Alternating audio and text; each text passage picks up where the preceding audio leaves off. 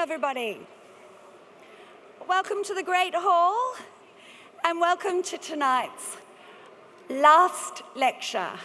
Actually, Raewyn's calling it her anti-inaugural lecture.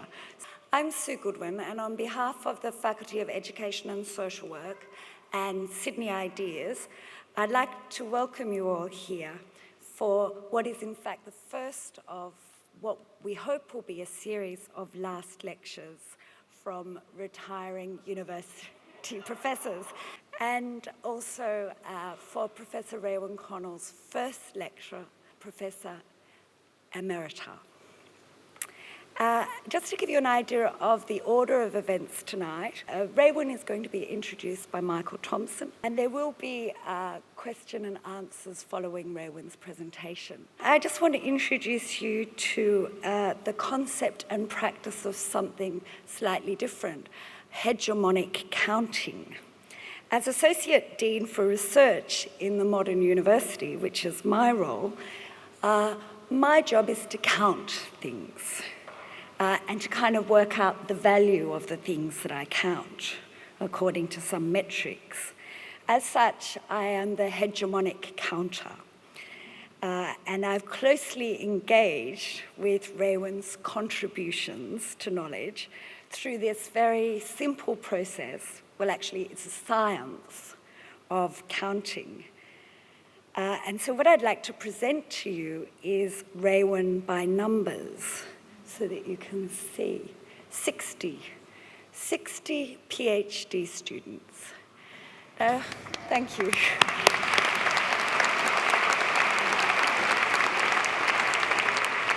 Now, if you imagine PhD supervision in reproductive terms, Raewyn has reproduced 60 scholars who have in turn reproduced possibly another 10, 15 scholars each, who may well have reproduced other scholars.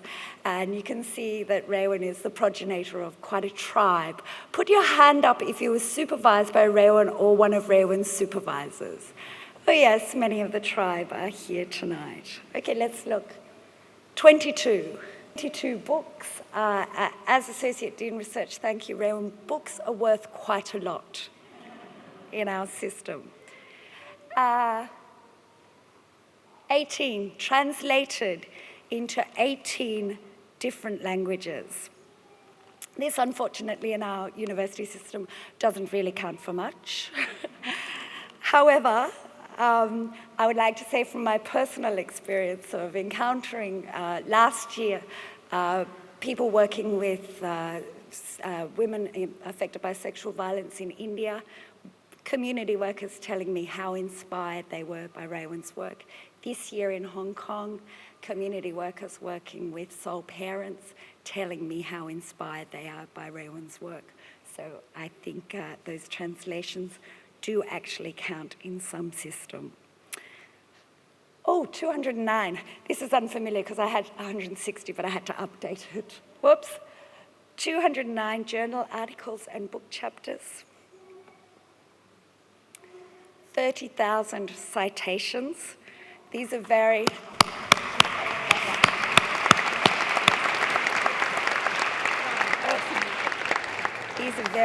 These 30,000 citations are very, very important in the modern university because we like to have academics who are high sci academics. That's short for highly cited.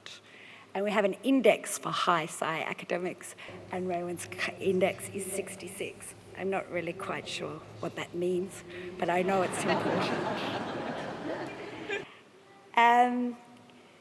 Raewyn started teaching 43.5 years ago. So he has no doubt taught thousands of students over that time. Unfortunately, in the modern university, we don't keep that figure. So I've calculated Raewyn has probably, if we worked at McDonald's, he would have got Employee of the Month 522 times. In order to properly introduce Raewyn, I'd like to introduce Michael Thompson, who's branch president of the NTEU at the University of Sydney. Thank you. Thanks, Sue, and thanks everybody for turning up today. And thanks, Raewyn. Raewyn began her academic career in the early 1970s. I'm now told it was 43.5 years ago. She retired officially from the University of Sydney in July of this year, a career of, as I say, 43 years. The NTU, the National Tertiary Education Union, has only existed for around half that time, but Raewyn has been an active union member for all of the NTU's 22 years and beyond. In fact, Raewyn was a member of the Sydney University Staff Association Executive Committee in the 1970s, in the early 1970s, along with others like Ted Wheelwright and other notable, well-known left activists and scholars of the time. Prior to that, Raewyn was first political contributions to higher education was the Free University counter movement here in Sydney in 1969. And I'm told on good authority, it was 1969 when Raewyn first spoke here in the Great Hall, Week 1969. It was about the universities as civil war. Of interest to people here, or maybe not of interest, one of the highlights, or maybe not one of the highlights, was that at that meeting a streaker ran through the hall. I'm not suggesting that there will be a repeat episode tonight, but who knows. Raewyn was among a group of activist scholars and students attempting a homegrown approach to democratising higher education. The Free University movement pursued a homegrown strategy of collectivist education, akin to the radical teach-ins made famous in America during the civil rights and anti-Vietnam movements. Raewyn published a piece of advocacy in the then Sydney University Staff Association's newsletter in 1969, Vesties, entitled On the Autonomy of Universities. I suspect it is still a very good read today. It's impossible task to do Raewyn justice to her level of commitment to trade unionism in higher education. A world-renowned sociologist on class, gender and power, Raewyn's intellectual work has been connected with the political struggle for social justice. Her work more recently has attempted to describe the neoliberalisation of education, both in schools and higher education. This was acutely powerful in the recent enterprise bargaining campaign here at the University of Sydney. Last year, Raewyn's commitment to the union and the university and university staff was very clear. Raewyn was one of the many members of the National Tertiary Education Union who took industrial action to win a good agreement covering our working conditions and entitlements. But also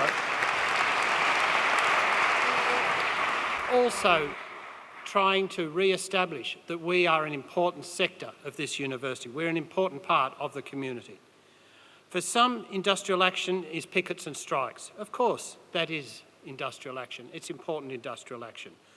But industrial action is more than that. We have to have a campaign that gives confidence to union members to take that action, and it's important to say Raewyn was part of the campaign as well. As the university management took a hard line against the union, people might remember initially their proposal was to remove intellectual freedom provisions from a university agreement, enterprise agreement. As this was going on, Raewyn participated in the picket lines as expected, but she also used her profile and standing as a university chair to write one of the most influential, detailed, open letters to the Vice-Chancellor and the university community, explaining what was wrong with the way education was being managed and fetishised as a consumer good. A simple and genuine effort became a catalyst for others to do the same, but the letter exposed the Vice-Chancellor as a lesser being amongst his peers and galvanised much of the academic community as it showed how collegiality could work to pressure management. Raewyn's contribution during the most recent campaign also included a public lecture on the threats to the university as a social good, and in a separate fora, Raewyn argued for the role of public intellectuals as essential to Australian democratic life. The lecture, I suspect many people who are here tonight were there, Love, Fear and Learning in the Market Economy, was a big success. It was a big part of our campaign. As I say, industrial action, campaigning for union rights, campaigning for workers' rights is not just pickets and strikes. That's an important part, but we have to build, and we have to build a campaign. Raewyn was very important in doing that.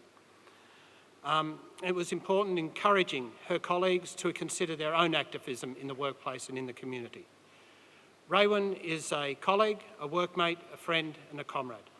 The NTU is proud to be here today and to be part of Raewyn's, this Unionist anti-inaugural lecture. Thank you. Raewyn.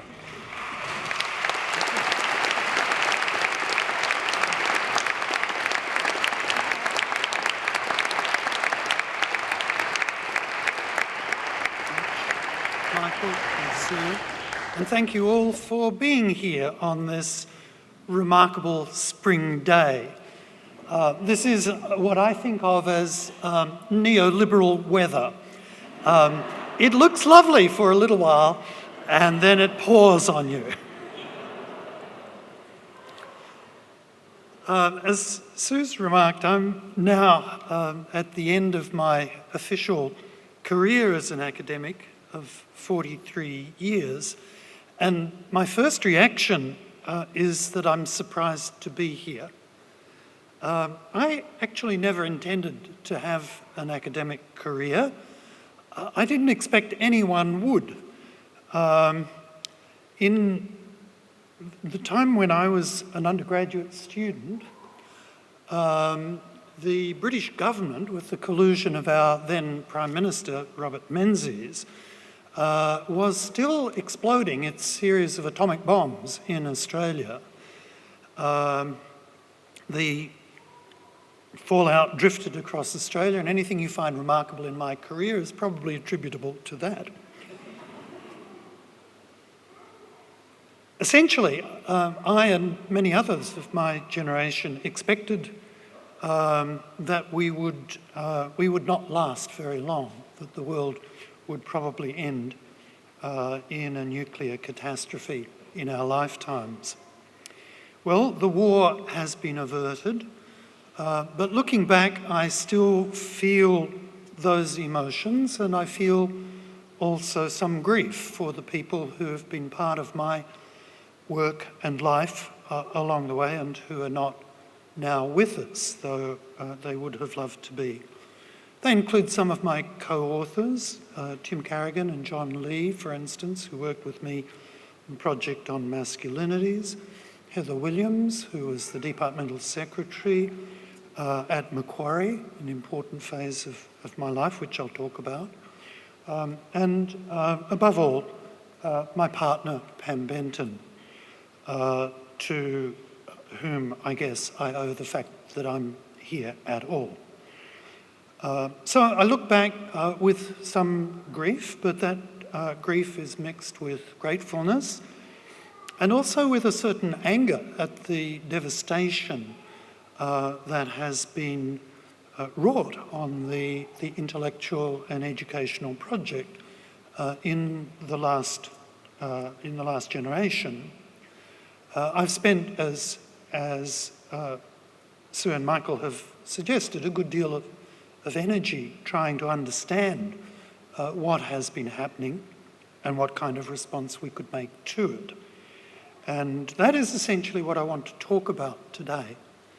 And I'll do that in several ways, talking about intellectuals, talking about my experience of building counterpower, and talking about subversive futures for intellectual workers in this country. I start with the classic problem of intellectuals, the relationship with power, the role of truth in politics. And I want to start with a classic moment in this discussion at the end of the 19th century in Europe, the moment of the Dreyfus case in France, where a famous intellectual, Émile Zola, the novelist, published this open letter to the President of the Republic, which blew apart a massive cover-up of a striking injustice which had been maintained by the French establishment to that point. And it's a classic moment, if you like, referring back to the role of individual intellectuals like novelists in shifting the political scene. Now, that's a kind of classic moment and a classic vision of the intellectual as the radical, individual speaking truth to power. And that's still, I think, an important way of thinking. But things have happened since the 1890s, which have changed the nature of the problem for us. And one of the people who actually first noticed that change was our friend Leon Trotsky. In his critique of the development of the Soviet Union in the 1920s and 30s, he was one of the first people to identify the way in which an intelligentsia could align itself with power and in fact become part of what increasingly during the 20th century came to be called a new class, not only in the communist systems, but also that phraseology came to be used in referring to capitalist societies as well. And that in turn, the idea of intellectuals as power holders, and not just critics of power, merged eventually into the idea that the kind of economy we now live in is dependent on a knowledge industry, which intellectuals are the intellectual workers, are the workforce and power holders. We depend on this view of our society. We depend very much on technoscience. And so the work of intellectual workers, rather than the individual intellectual writing away with a quill in a garret, has come to be characterised by massive technological apparatuses. What you're looking at here is the famous Large Hadron Collider, which has been revolutionising our understanding of the fundamental particles of matter. But this shift towards a larger scale, towards collective and organised knowledge production, hasn't only characterised the natural sciences, it's also characterised the social sciences.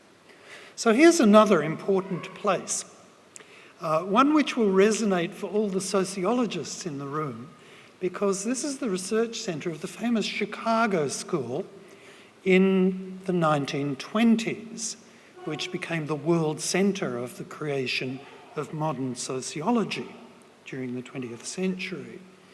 And I wonder if people who have heard of the Chicago School of Sociology usually know who actually funded this building. It was the Rockefellers. It was oil money.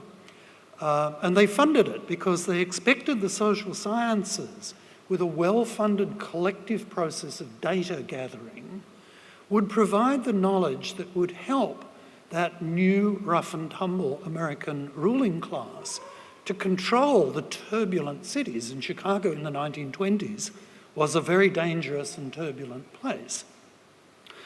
To work out methods of urban control, in effect, which have been developing ever since.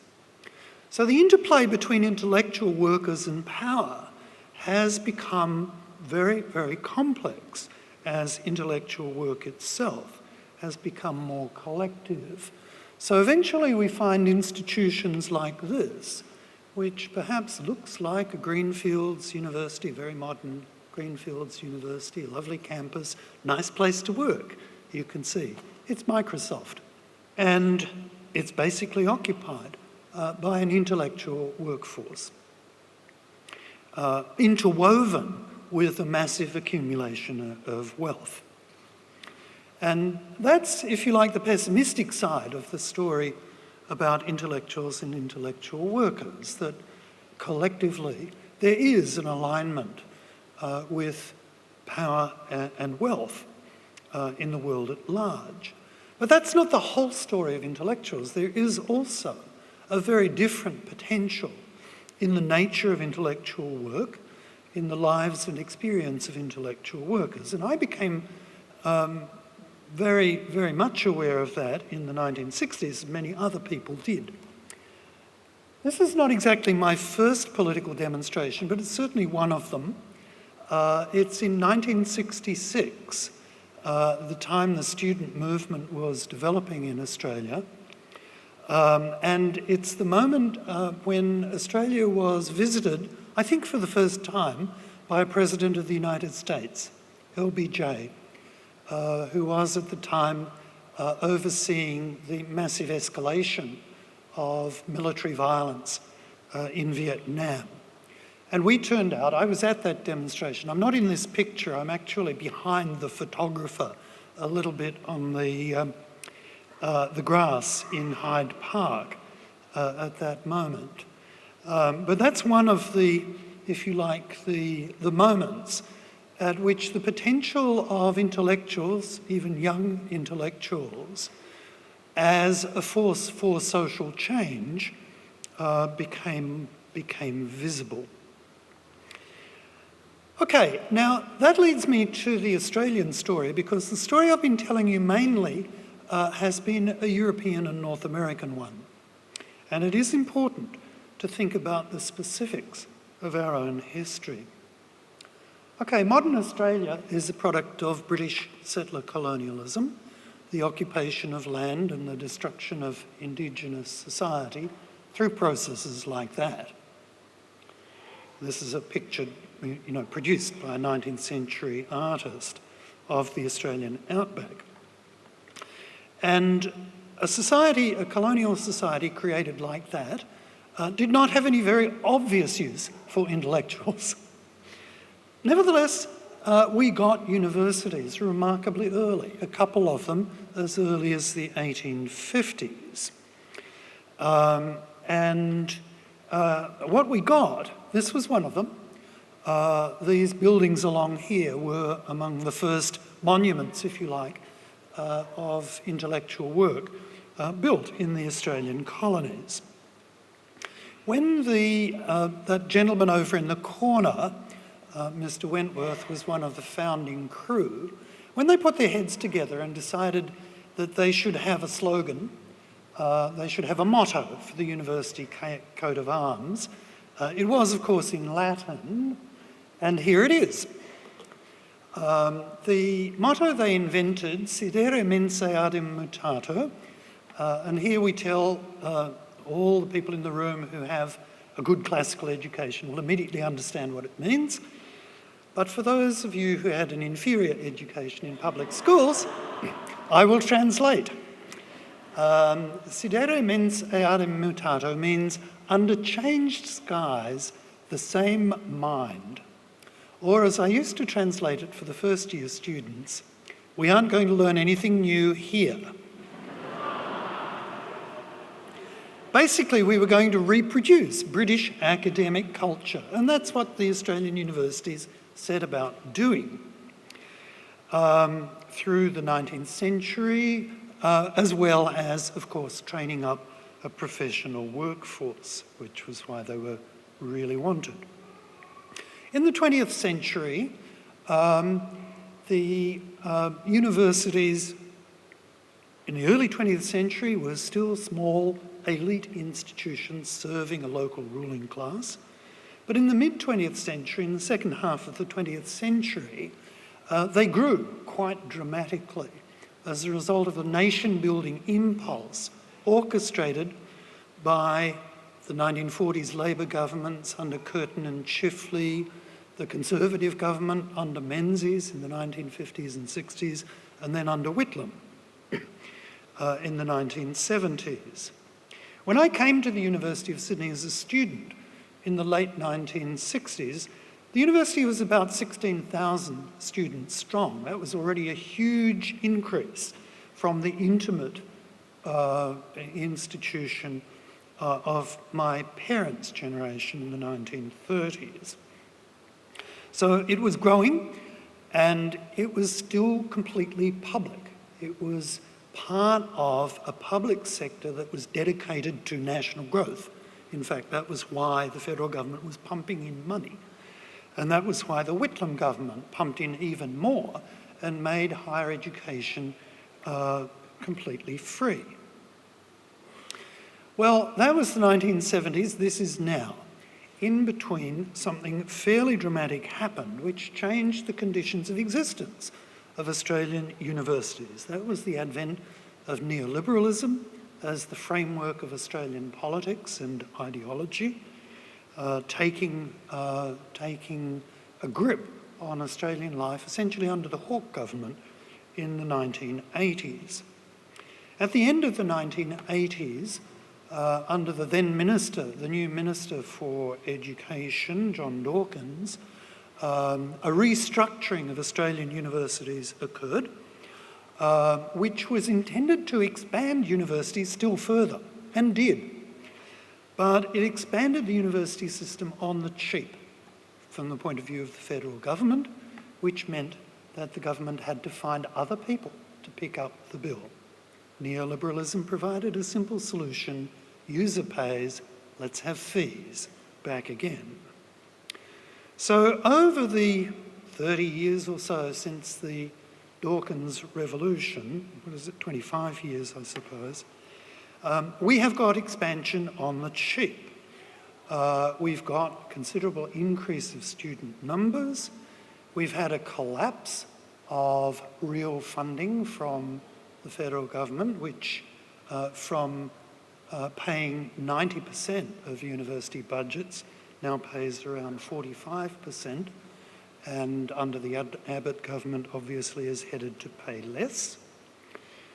We've had in that period very significant change in the conditions of teaching. That's the graph of the student-staff ratio. Number of students per teacher has practically doubled during the neoliberal revolution. We've had the universities defined not as a means of giving aid to developing countries in Asia, but as an export industry intended to suck money out of East, Southeast and South Asia for the benefit of the Australian economy. Now, these are familiar facts. I won't belabour them.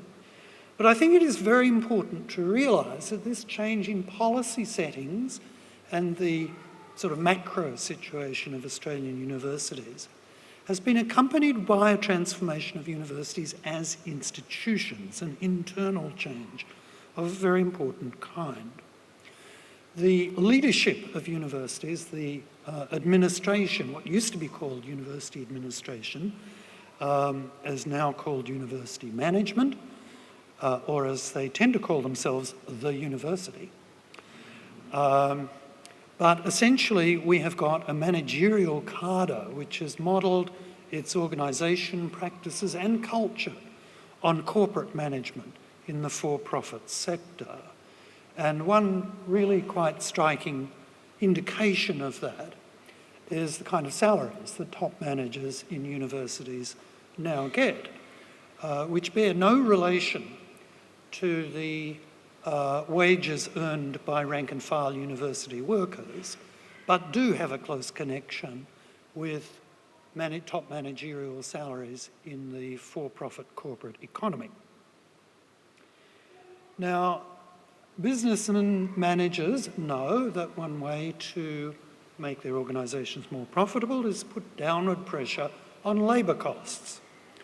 So we have a process of casualisation of university teaching, which produces, the universities themselves don't publish these figures, of course, it'd be bad for the advertising, but the union estimates that about 50% of undergraduate teaching across the Australian university sector is now done by casual labour.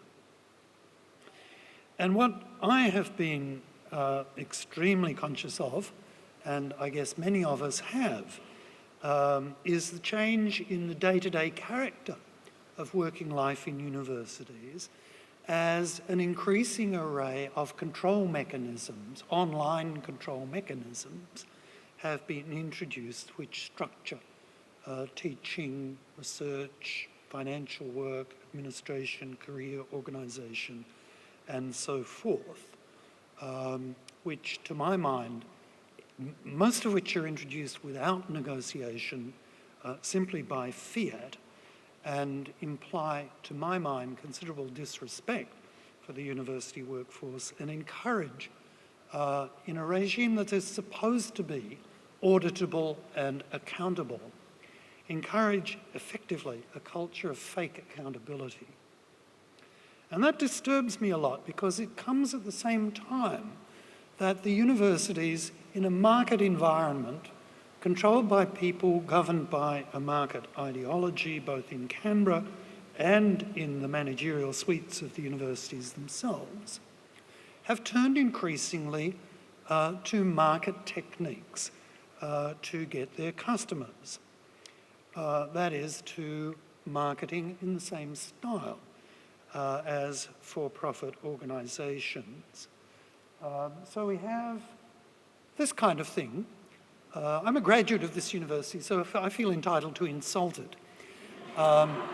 This is the kind of advertising we have. Now, every teacher in the university knows that you're actually forbidden to have classes on the lawn in front of the jacaranda tree. This is actually an untruth. But there we are. What we have in this and many other ways is a kind of regime of organised boasting coming out of Australian universities now, which to my mind comes uncomfortably close to organised lying. And that's not.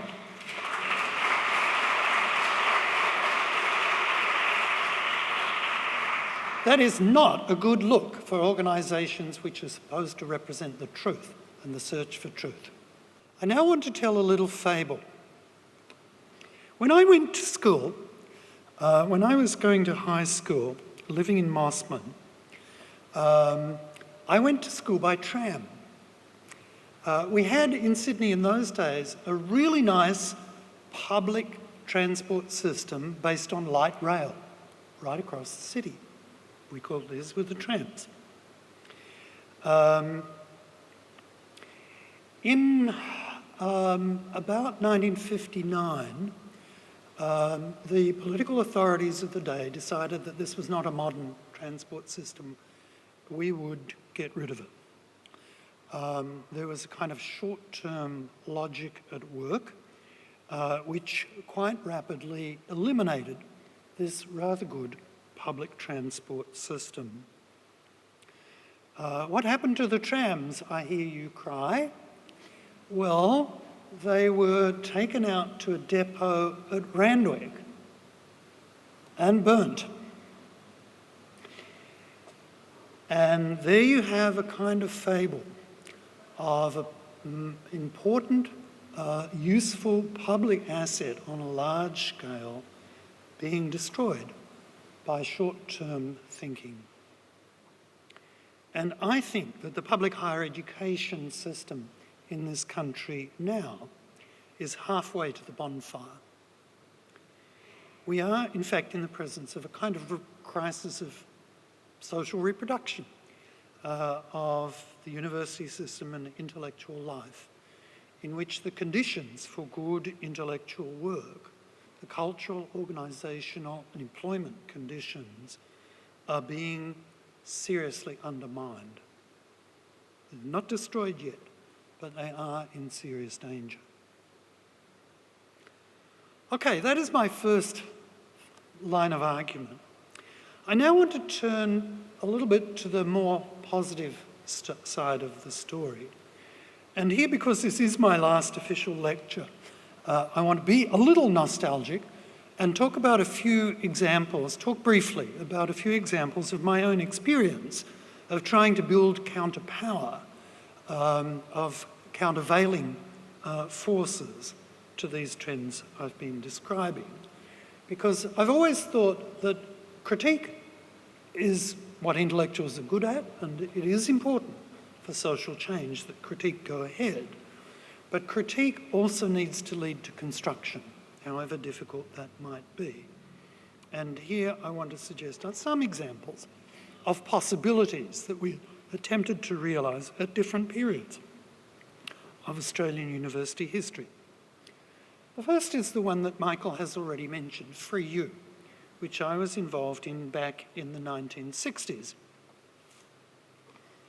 And I actually have here the magazine, Free You, which we put out, I think in 1968 or 69.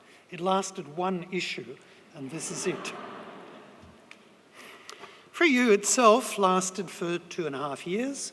It was a voluntary, collective enterprise, a small enough scale, though some hundreds of people were involved in it.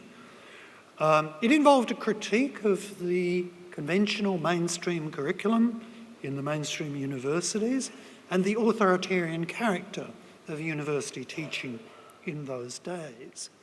And we attempted to develop this critique into a kind of practice of teaching and learning, which essentially blended teaching and learning.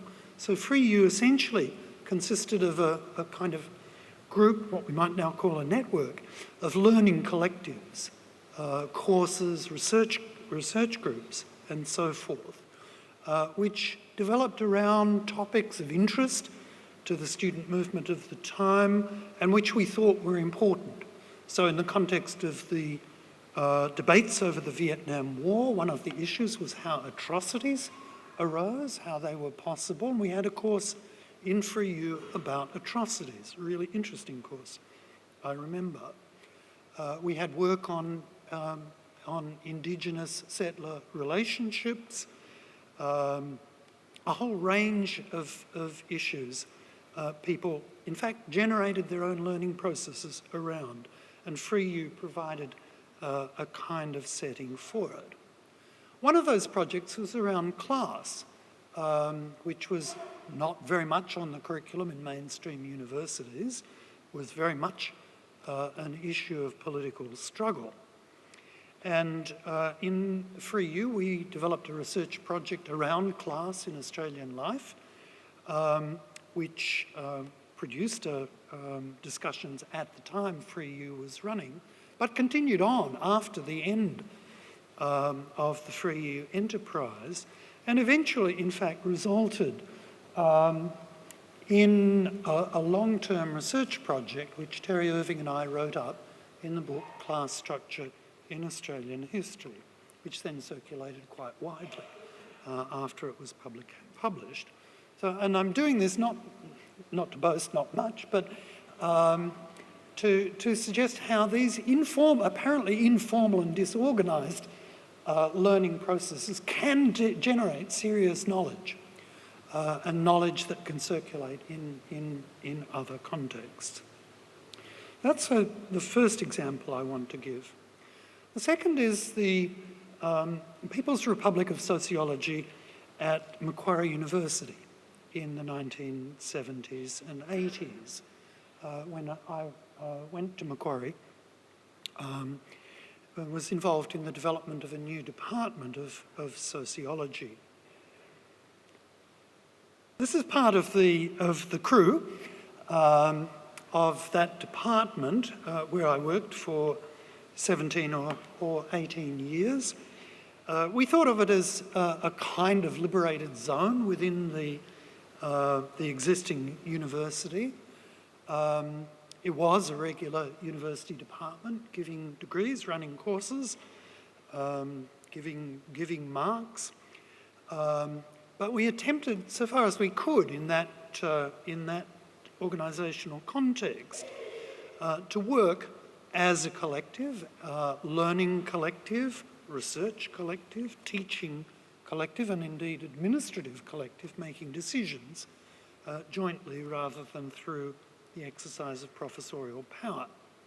So it was an attempt at creating a kind of local democracy within a basically bureaucratic institution. And that had its ups and downs over that time, and some of the people here will know that very well.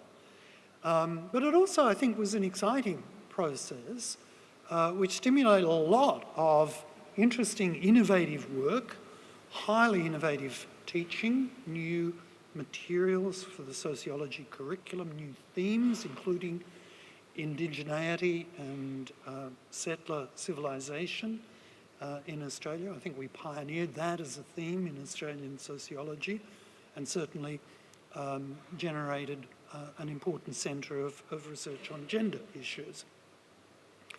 And that too was capable of producing serious knowledge that could work in other contexts and circulate through other mechanisms. So here's an example of work produced by a research team based in that department. A group, we called ourselves at one stage, rather grandiosely, the Society for the Production of Really Useful Knowledge. We worked in that research project on social division and inequality in Australian high schools. We worked a lot with the people that we hoped would use our research, that is high school teachers, and so produced research that had a certain impact in the world beyond the academy itself. That was my second example. And again, on the nostalgia front, from the family album of Happy Snaps, this is me impersonating a beautiful young professor in my days at Macquarie, showing my intellectual heroes of the time. And that's the point I want to make, because like so many others, I was very much oriented to European social theory and social science. That was where I got most of my inspiration. And it took me a long time to realise how limiting that was, but how characteristic it was of the academic world I was working in. To show you the significance of the fact that I was, inspired by European intellectuals like Marx and Freud. Here's a map of all the academic journals in the world, showing the countries. It shows the world, and the countries are shown by size according to the number of academic journals they publish.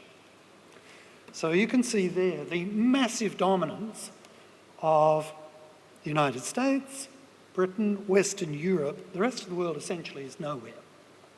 So we live in an academic system that's dominated by the intellectual frameworks, if you like, that come out of North America and Western Europe, the global metropole. And over time, I became more aware of that and came to be acquainted with the work of other intellectuals outside the global metropole who had been concerned with this issue. The most important for me was Pauline Hontonji, a philosopher from Benin in West Africa, who I think is one of the most important philosophers in the world, although he's hardly known at all in Anglophone philosophy. Hontonji developed an analysis of the history of modern thought systems, which essentially saw them as analogues of the global economy, with a centre in the global north, in Europe and North America, a periphery, the role of the colonised and post-colonial periphery, where of course most of the world's population work, within the global system of knowledge is essentially to produce data. The role of the global metropole is not only to produce data, but also to produce theory and to process the data that comes in from the periphery and then export the result as finished science. And that is essentially the way the global knowledge economy does work.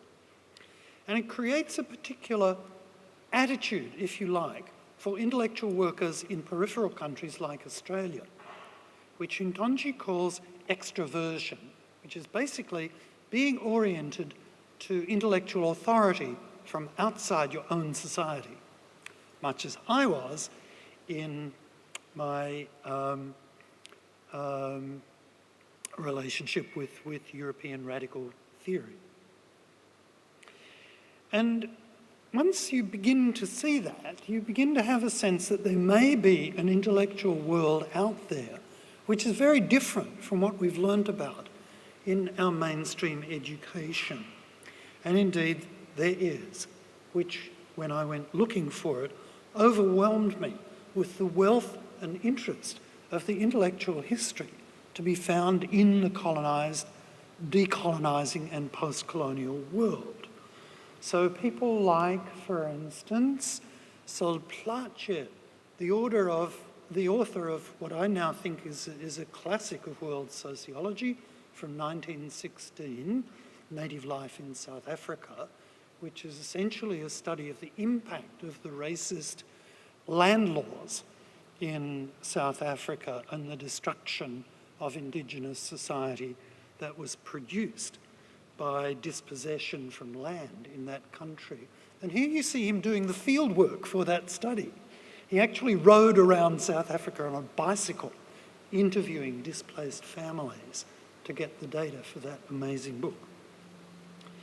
Well, we meet closer to home people like Cavadini, an important figure, I think, in the history of world feminism, especially feminist education from Java, from what is now Indonesia. And Cavadini is known in Indonesia, famous in Indonesia as a national heroine, but we usually don't know a thing about her. She was an important writer, a pioneer of women's education in the colonial world, and became famous essentially after her early death. Coming closer to our time, in fact, in our time, people like Ashish Nandi, an extraordinarily interesting public intellectual in India, an important figure in contemporary debates about Hindu nationalism, but also a cultural theorist, a psychologist, and an important cultural historian. Or people like Helena Safiotti from Brazil, who was publishing amazing, insightful and powerful analyses of the oppression of women before the women's liberation texts in Europe and North America were published, and who continued to produce important feminist work over the following 30 years. And these are just the beginnings of the kind of interest and power of intellectual work from the post-colonial world that we can now find, and which really ought to be a major part of our curriculum, as I argue in the book Southern Theory, which is my attempt to propagandise for this body of knowledge and thought. Okay, well, those are some examples, if you like, of the resources, of the efforts that can that have been made to produce other kinds of knowledge, other knowledge projects from the mainstream top-down university curriculum. So now I want to talk most explicitly, finally, about the theme of our futures as intellectual workers, and particularly the idea of subversive futures. I think there is some truth in the knowledge industry discourse. There's a certain amount of ideology and misrepresentation in it, but there is something right in it too. And part of that is the idea that intellectual workers really do matter in contemporary societies. We are, if you like, a significant group with significant roles to play in the future of the society and the culture. But we will play a significant role, I want to argue, only if we are subversive. Now, subversion is not just a matter of waving banners in the street, though I'm entirely in favour of doing that. It's something that happens actually in good intellectual work itself, as we do our regular work as researchers and teachers. If we do it well, we are in fact subverting established ideas. We have to. Intellectual labour, to me, is a hard form of labour. It is really labour. It is work. And to do it well is hard and exhilarating. It's work that's done, if you like, under the discipline of truth. And I know, there's endless debate about the meaning of truth, but to me it is an important concept. It matters. So that the kind of work that I do in social science as a researcher and teacher requires a correlation of what I'm saying and doing with the facts of experience, including the results of the research that I gather. It involves the work of revealing the structures of social life, of discovering the patterns that make sense of what's happening in the social world. And it also means, and this is often the hardest bit, resisting the predetermined answers that our common sense and often our reading as well as our familiar social experience give us. We have to be subversive in order to be good researchers and good teachers. So truth, in that sense, in the sense of good research and good teaching, is complex, it's difficult to arrive at, but it's also a necessity. Now, the ruling powers of our world, I would argue, the people who exercise the privilege of wealth, of patriarchy, of privileged races, have no great need for truth, and indeed no great need for a good public education system, including a good public university system. They do need data for their stock market operations. They do need ideology to try and keep the ship afloat and keep the society working in their interest. But they don't really need subversive truths. It's democracy that needs truth. It's active democracy that has most need for truth. So we need, in order to be active participants in creating a democratic society, we do need truths, uncomfortable truths often, about hard issues, about the nature of global society, which we are ideologically taught about in Australia in ways that demonise some of the victims of global processes, the refugees, sending them off to the fine Australian concentration camp, that's an aerial photograph of it, on Manus Island.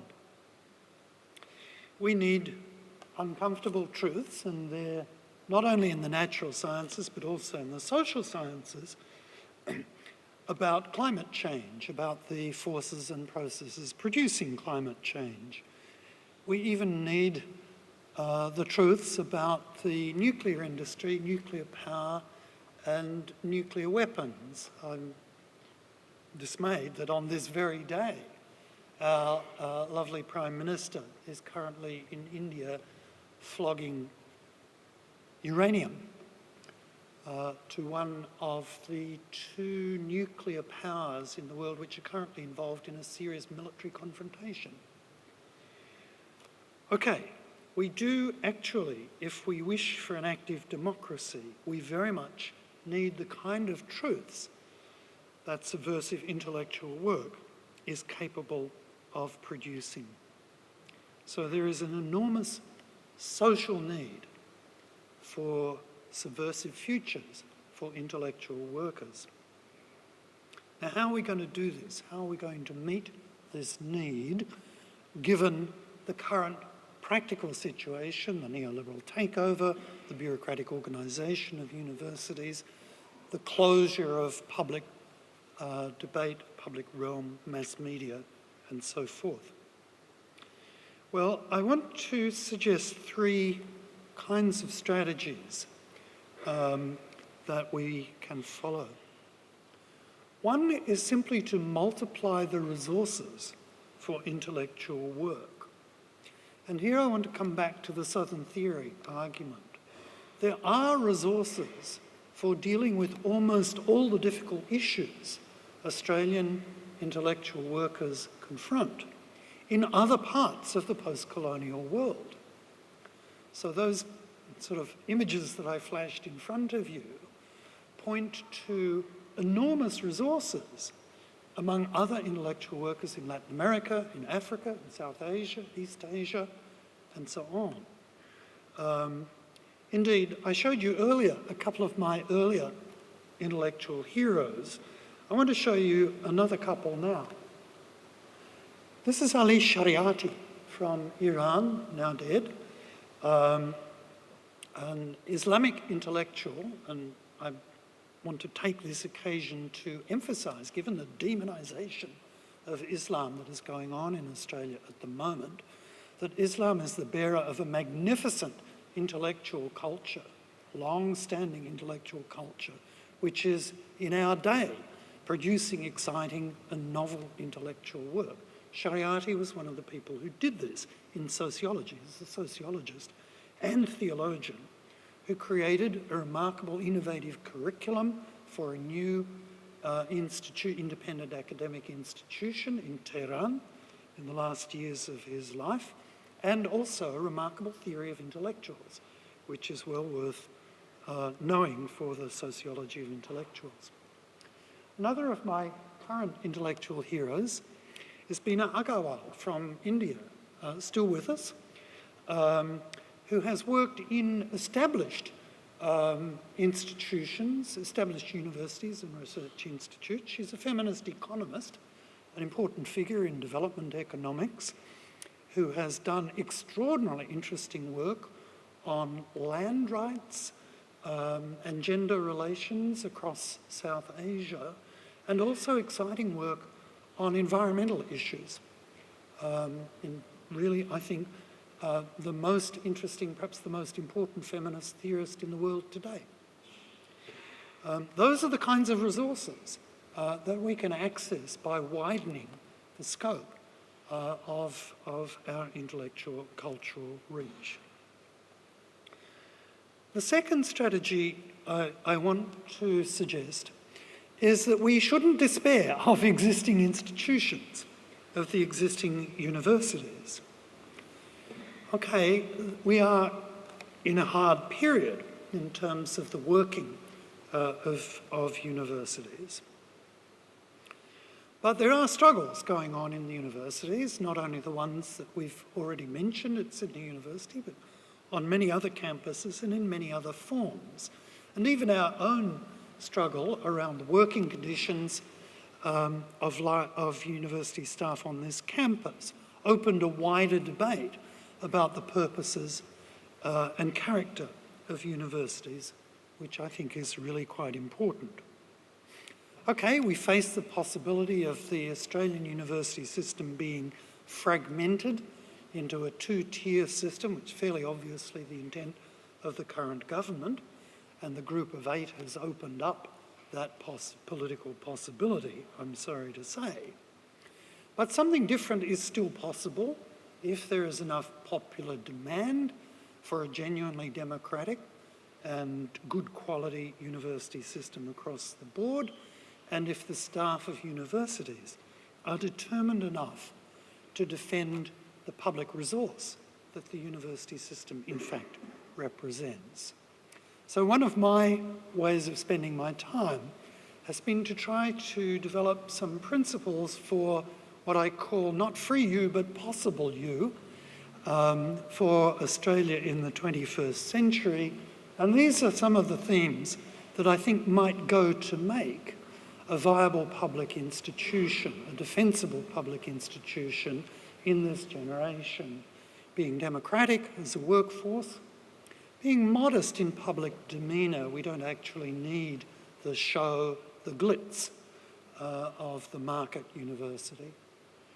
Being multiple in epistemology, being open to the whole world, not just the narrow northern tradition, which is essentially being enforced by the current, counting and league table mechanisms. And finally, being ambitious intellectually, not confining ourselves to the kinds of things which will get us brownie points in the American Journal of Sociology, but actually going beyond that to a wider, with genuinely intellectual ideas, to a wider and more demanding audience. Okay, that's my second strategy. And the third is to say this is also a time, I think, for reinvention. That is a time when we should be exploring new formats, new means of doing intellectual work and communicating intellectual work. There is exciting work going on with online intellectual work. There's an amazing amount of crap out there on the internet, as we all know, and it comes in our inboxes every day. But there's also tremendous stuff out there. Cyberfeminism, is a very, very exciting terrain, just to take the case of gender politics. So new forms of invention there, but also new ways of inventing face-to-face venues for intellectual and political work are certainly possible. And I expect to spend, as I wind down my formal academic career, I expect to spend more of my time in those kinds of venues and attempting to develop new formats for intellectual work, which I guess eventually will look more like threads of some kind than they will look like the old style of institutes. We don't know, but that's the kind of thing I think we should also be doing. Okay, I've come to the end of my argument. This is my last official lecture, and I'm conscious that this is a moment of passing things on to other generations. And I'm pleased to pass these projects on to the capable hands of younger generations.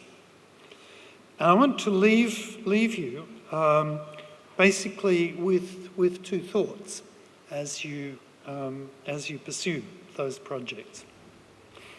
Firstly, otro mundo es posible. Excuse my Spanish accent. Another world is possible, and that includes another intellectual world. And the second thought is, even in the neoliberal world, even when the clouds are gathering, the weather is dark, resistance arises in the most surprising places. It will continue. The struggle goes on. Thank you.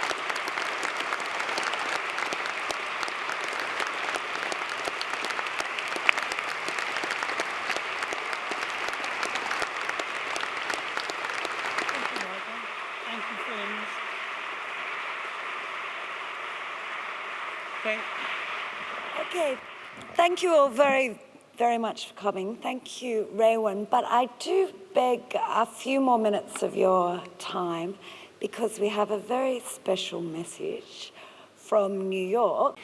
Well, I'm sad I'm not in that audience today.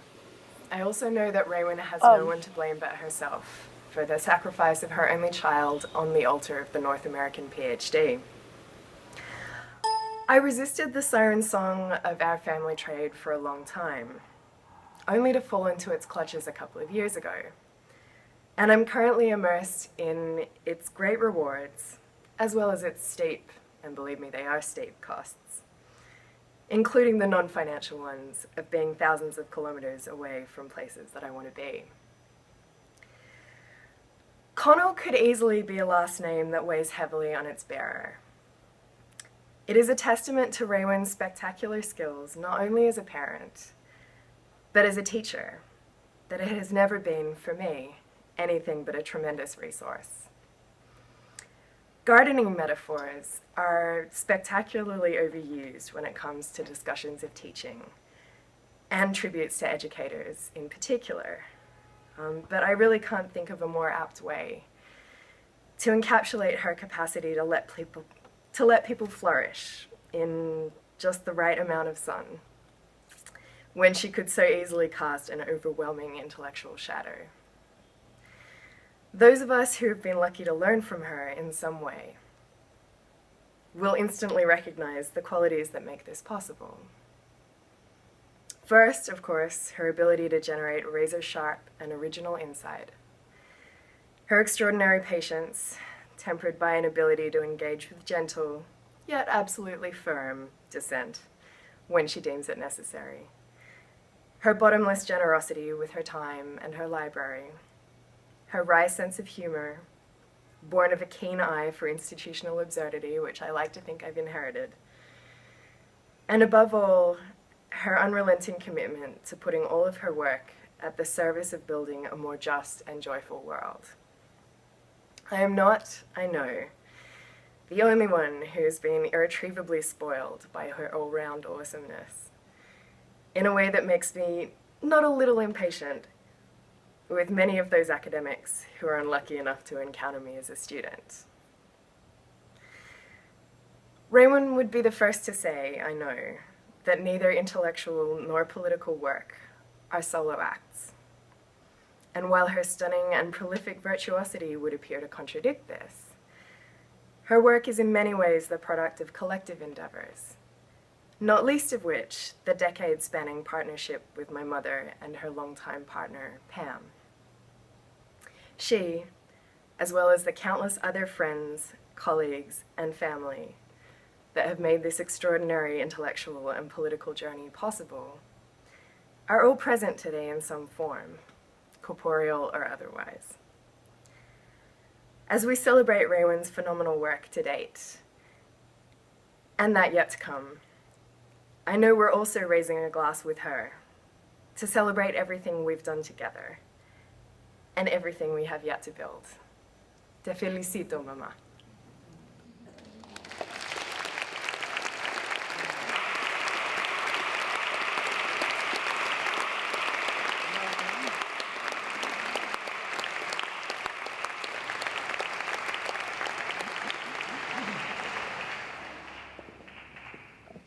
One last presentation from our faculty, the Faculty of Education and Social Work, to Raewyn for everything.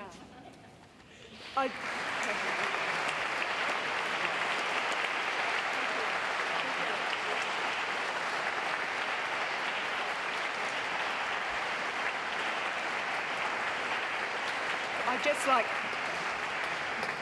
I'd just like to finish. My name's Fran Ward, the Acting Dean in the Faculty of Education and Social Work, is how delighted we've been that Raewyn has chosen to be a member of our faculty for so many years, contributed so much, challenged so much, and we look forward to her ongoing wisdom and contribution in a different way, but over the next 2 or 3 decades. Thanks, Raewyn. Thank you.